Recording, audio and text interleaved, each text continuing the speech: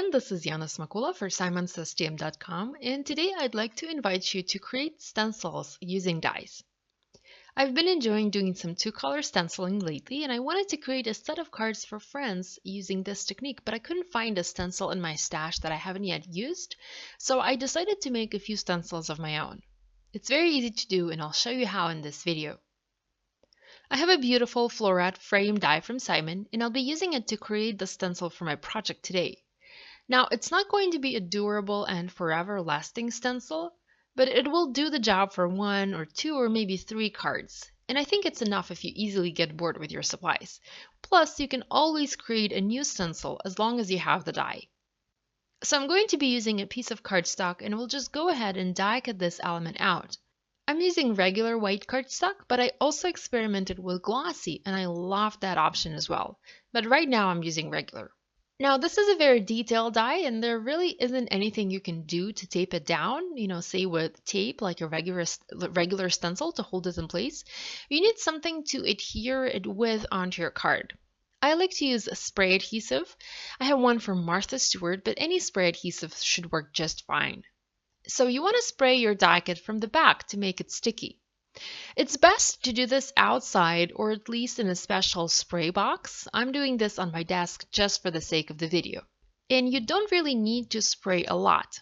By the way, if you did spray it on your desk and if you got some spray adhesive on your craft mat, I have found that Hero Art's Ultra Clean Stamp Cleaner does a very good job cleaning it, but it's best to spray in a box or outside.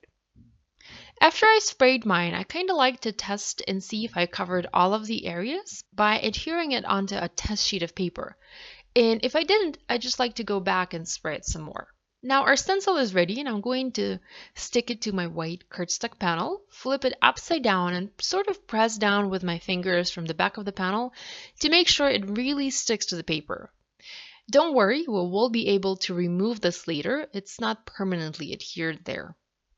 I'm going to be using 2 colors of ink for my stenciling today, Duckling and Dull Pink, and I'm in love with the yellow and pink color combo lately, and I'm using it quite often these days.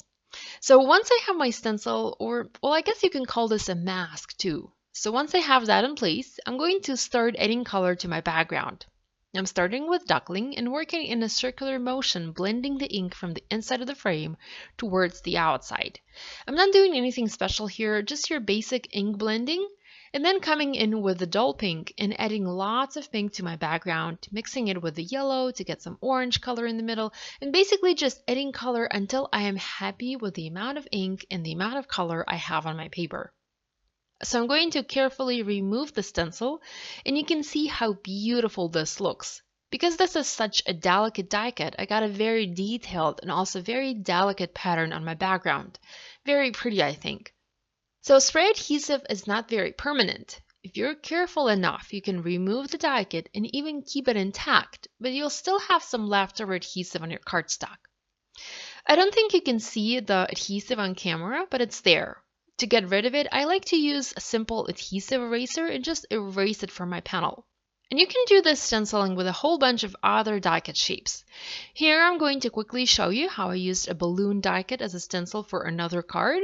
I'm using the same idea and the same supplies here, and look how gorgeous that looks. And also a delicate bird die cut. Again, same idea, same supplies, same gorgeous result. To finish making my card today, I'm going to stamp a sentiment. I'm using For My Friend on Your Birthday one and stamping it using VersaFine Onyx Black ink directly onto my background. I will be heat embossing a part of this in white over black cardstock. So I'm also doing some stamp surgery today. I'm cutting the On Your Birthday part off so that I can use it on its own. But you can also mask the front part of the sentiment and keep it intact. I will be able to mount it back together, so cutting it apart is not a problem for me. I'm going to quickly heat emboss this onto black cardstock using Wow Opaque Bright White Embossing Powder. We'll create a V shape on one end, and we'll foam mount this onto my panel using black foam squares. I've also created a great card base for this project, and now I'm just adding a few sequins and clear drops to dress up this project. I'm going to adhere those using glue, and will foam mount the panel onto my card base. I made 3 cards in total using this technique, and here's a quick look at them. one with floret frame, another one with a bird, and one more with birthday balloons. I hope you like it, and I hope you give this idea a try. Thanks so much for watching. Be sure to click the thumbs up button if you liked this video, and if you're new to this channel, be sure to subscribe. Thanks, I'll see you next time. Bye!